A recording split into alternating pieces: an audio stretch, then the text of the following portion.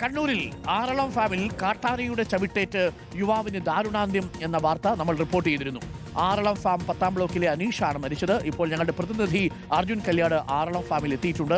എവിടെയാണ് ഈ അപകടം നടന്നത് എന്നത് വിശദീകരിക്കും.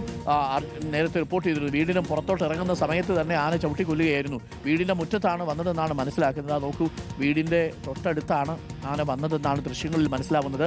അർജുൻ കല്യാടുണ്ട്. അർജുൻ കല്യാട് ഒന്ന് പ്രേക്ഷകർക്ക് കാണിച്ചു കൊടുക്കൂ. വീടിന്റെ എത്ര അടുത്ത് വരെയാണ് ആന എത്തിയത്? ഈ അനീഷിന് ജീവൻ നഷ്ടപ്പെട്ടത് എങ്ങനെയാണ്?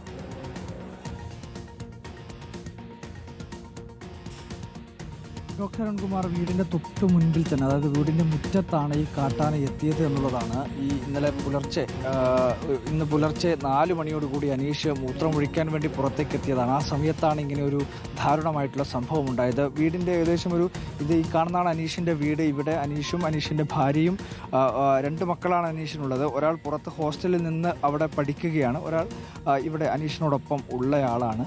ഈ പറയുന്ന രീതിയിൽ അനീഷ് ഇന്ന് പുലർച്ചെ രാവിലെ വീടിന് പുറത്തേക്ക് എത്തുന്നതാണ്. ഇവിടെ നമുക്കിപ്പോൾ തന്നെ കാണാം, ഇവിടെ രക്തം തളം കെട്ടി നിൽക്കുന്നിടത്തേക്ക് എത്തുന്നതാണ് നമ്മൾ കാണുന്നത്. അത്രമാത്രം സങ്കടകരമായിട്ടുള്ള അവസ്ഥയാണ് ഈ വീട്ടിലുള്ളത്. അനീഷും 2 മക്കളും മാത്രമാണ്. അനീഷും ഭാര്യയും ഒരു മകനുമാണ് ഇവിടെ താമസം. മറ്റൊരു മകൾ ഈ വെളിമാനത്ത് ഹോസ്റ്റലിൽ താമസിച്ച് പഠിക്കുകയാണ്. അനീഷിൻ്റെ ബന്ധുക്കൾ വീട്ടിലേക്ക് എത്തുന്നതാണ് നമ്മളിപ്പോൾ ദൃശ്യത്തിൽ കണ്ടത്. ഏറെ പ്രയാസകരമായിട്ടുള്ള കാര്യം, ഇവിടെ ആനമതിലിൻ്റെ പണി കഴിഞ്ഞ 1 വർഷം മുമ്പ് 2025 ഫെബ്രുവരി മാസം ഇവിടെ ഇത്തരത്തിൽ 2 പേർ, ദമ്പതികളായിട്ടുള്ള 2 പേർ കശുവണ്ടി ശേഖരിക്കാൻ വേണ്ടി പോയ ഘട്ടത്തിൽ ഇത്തരത്തിൽ കാട്ടാനയുടെ ആക്രമണത്തിൽ കൊല്ലപ്പെട്ടതാണ്. പക്ഷേ അതിനുശേഷം അന്ന് മൃതദേഹമൊക്കെ ഇവിടെ വീട്ടിലേക്ക് എത്തിക്കുന്ന ഘട്ടത്തിൽ മന്ത്രി ഉൾപ്പെടെ ഈ സ്ഥലത്തേക്ക് എത്തി ഇവിടെയുള്ള ജനങ്ങൾക്ക് 6 മാസത്തിനകം ആനമതിലിൻ്റെ പണി പൂർത്തിയാക്കുമെന്നൊക്കെയുള്ള ഉറപ്പ് നൽകിയതാണ്. പക്ഷേ എന്നിട്ട് പോലും ഈ പണി പൂർത്തിയായിട്ടില്ല എന്നത് ഏറെ സങ്കടകരമായിട്ടുള്ള കാര്യമാണ്. വേറെ പ്രയാസകരമായിട്ടുള്ള അവസ്ഥയാണ് ഇവിടെയുള്ളത്. പുലർച്ചെ 4 മണിയോടുകൂടിയ സംഭവം നടന്ന് എന്താണ് ഇവിടെ ഇന്നലെ സംഭവിച്ചത്? ഏകദേശം ഒരു 4 മണിയോടുകൂടിയാണെന്നാണ് മനസ്സിലാക്കുന്നത്. അതെ, 4 മണിയോടുകൂടിയാണ് നമ്മൾ അറിഞ്ഞത്. അതിപ്പം വ്യക്തമായി ഇവർ 4 മണിക്കാണ് സംഭവം. ഇവിടെ താഴെ ഇവിടെ പ്ലാവിൻ്റെ വീട്ടിൽ വന്ന് അവിടെ നിന്ന് ഇവർ കണ്ടപ്പോൾ ഓടിക്കയറി ഇതിൻ്റെ ബാക്ക് സൈഡിൽ നിന്നാണ് അപകടം സംഭവിച്ചതെന്ന് പറഞ്ഞത്. പറയുന്ന കാട്ടാന ശല്യം ആറളം ഫാമിലി ഒരു തുടർക്കഥയായി തന്നെ മാറുകയാണ്. ഈ കാട്ടാന ആറളം ഫാമിലില്ല, അതറിയില്ല നിങ്ങൾ? അത് ഓരോ ആളും മരിക്കാൻ പറയുമ്പോൾ പിടിച്ച് കെട്ടിയിട്ടെന്നാണ് പറയുന്നത്. പിന്നെ അതിനകത്ത് നമ്മൾ വർത്തമാനം പറ്റി കാര്യമല്ലോ. ആനയില്ലെന്ന് പറയുന്നത്. പിന്നെ അതിനകത്ത് സംസാരിച്ചിട്ട് ഒരു കാര്യമില്ല. ആളിങ്ങനെ മരിച്ച് തീരുള്ളൂ. ആനമതിൽ 13 വർഷം 10 വർഷമായി ആനമതിൻ്റെ പണി അരങ്ങിയിട്ടില്ല ഇതുവരെ. ആനമതിൽ പണി തുടങ്ങിയല്ലേ, 2 ആളെ വെച്ച് എന്ത് പണി തീർക്കാൻ? ആ തെരഞ്ഞെടുപ്പ് സമയത്ത് മാത്രമേ ഉള്ളൂ, അല്ലാണ്ട് ഒരു പരിപാടിയില്ല. ഈ കാട്ടാന ശല്യം ഇന്നോ ഇന്നലെ തുടങ്ങിയതല്ല, എത്രയോ ജീവന് പൊലിഞ്ഞിട്ടുണ്ട്.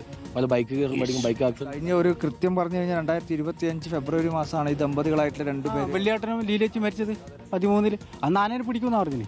അന്ന് സത്യത്തിൽ മന്ത്രിയും അതുപോലെ തന്നെ എല്ലാ നേതാക്കന്മാരും വന്നിട്ടുണ്ട്. മുമ്പ് അവരല്ലേ പറഞ്ഞേ ഇത്ര മാസം കൊണ്ട് ആന മുതൽ പൂർത്തീകരിക്കുന്നു, അവരല്ലേ പറഞ്ഞു, നമ്മളല്ലല്ലോ. ഉദ്യോഗസ്ഥന്മാരും മന്ത്രി സ്ഥലത്തിലെ ആൾക്കാരും പറയും. പിന്നെ അതിൻ്റെ നമുക്ക് വർത്തമാനം പറയാൻ കഴിയില്ല.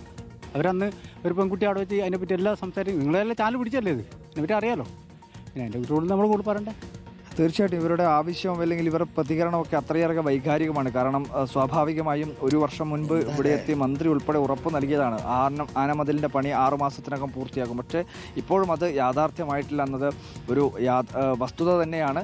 എന്തായാലും വലിയ പ്രയാസം തുടർച്ചയായ രീതിയിൽ ഈ പറയുന്ന രീതിയിൽ 2014 മുതൽ ഇങ്ങോട്ടേക്ക് പരിഗണിക്കുകയാണെങ്കിൽ ഏകദേശം 15ഓളം ജീവൻ ആറളം ഫാമിൽ മാത്രം. ഒരു പ്രദേശത്തെ മുഴുവൻ ആന ചവിട്ടി കൊന്നു എന്ന് പറയുന്നതാവും ശരി. ആ ഒരു പ്രദേശത്തെ ജനങ്ങളെ 15 പേരാണ്. ഒരു പ്രേക്ഷകൻ ചോദിച്ചു, ഇപ്പോൾ അജോ ഇത് എത്രാമത്തെ മരണമാണ്? അജോ, ഇപ്പോൾ അർജുൻ കല്യാട് പറയുന്നതനുസരിച്ച് 15 പേരുടെ ജീവനാണ് ആറളം ഫാമിൽ തന്നെ നഷ്ടപ്പെട്ടത്, ആ പരിസരങ്ങളിലുമായിട്ട് എന്നാണ് നമ്മൾ മനസ്സിലാക്കുന്നത്. അർജുൻ, എന്തായാലും അവിടുത്തെ കൂടുതൽ പ്രതികരണങ്ങൾ എടുത്തോളൂ. സ്വാഭാവികമായും അത് നമുക്ക് ഒരു തരത്തിലും സഹിക്കാൻ പറ്റുന്ന കാര്യമേ അല്ല. വീടിന് മുറ്റത്തോട്ട് ഇറങ്ങുന്ന സമയത്താണ് ആന ചവിട്ടിക്കൊല്ലുന്നത്. ഇത്രയും അധികം സുരക്ഷാ സംവിധാനങ്ങൾ അവിടെ ഏർപ്പെടുത്തേണ്ടതിന് പകരം എത്രയെത്ര ഫണ്ടുകളാണ് അനുവദിക്കുന്നത്? ഇപ്പോഴും കൃത്യമായിട്ട് അവിടെ ഒരു ട്രെഞ്ചോ ആ രീതിയിലുള്ള ഫെൻസിങ്ങോ നടപ്പിലാക്കാൻ പറ്റുന്നില്ലെങ്കിൽ പിന്നെ ഈ വനംവകുപ്പിനെ കൊണ്ട് എന്താ പ്രയോജനം? ഒന്ന് ആലോചിച്ച് നോക്കിക്കുക. നമ്മളിവിടെയാണ് വനംവകുപ്പിനെതിരെ നമ്മൾ അറിയാതെ പ്രതികരിച്ചു പോകുന്ന സാഹചര്യമുണ്ട്. 15 ജീവനുകളാണ് മൊത്തം നഷ്ടപ്പെട്ടിരിക്കുന്നത് ഈ സർക്കാരിൻ്റെ കാലത്ത് തന്നെ. നോക്കൂ, അപ്പോൾ ഇത് വലിയ കഷ്ടമുള്ളൊരു കാര്യമാണ്. അവിടുത്തെ മനുഷ്യർ, പാവപ്പെട്ട മനുഷ്യരാണ് ആറളം ഫാമിലിയുള്ള മനുഷ്യർ. അവർക്ക് വേണ്ടി ആരാണ് ശബ്ദിക്കാനുള്ളത്? അവർക്ക് വേണ്ടി ആരും സമരം ചെയ്യാനില്ലല്ലോ. വഴിയരികിൽ വേണ്ടിയിട്ട് സമരം ചെയ്യുന്നുണ്ടല്ലോ. നമ്മളൊന്ന് ആലോചിക്കും. ഇപ്പോൾ തന്ത്രിയെ പുറത്തിറക്കിയപ്പോൾ അല്ലെങ്കിൽ തന്ത്രിക്ക് ജാമ്യം കിട്ടിയപ്പോൾ തന്ത്രിക്ക് വേണ്ടി ജാമ്യം ചെയ്യാൻ പോകുന്നവർ ആറള ഫാമിലിയെ മനുഷ്യരുടെ ഈ കഷ്ടപ്പാടുകൾക്കെതിരെ സമരം ചെയ്യും. ആര് ചോദിക്കാൻ? അവർക്ക് എന്ത് അല്ലേ?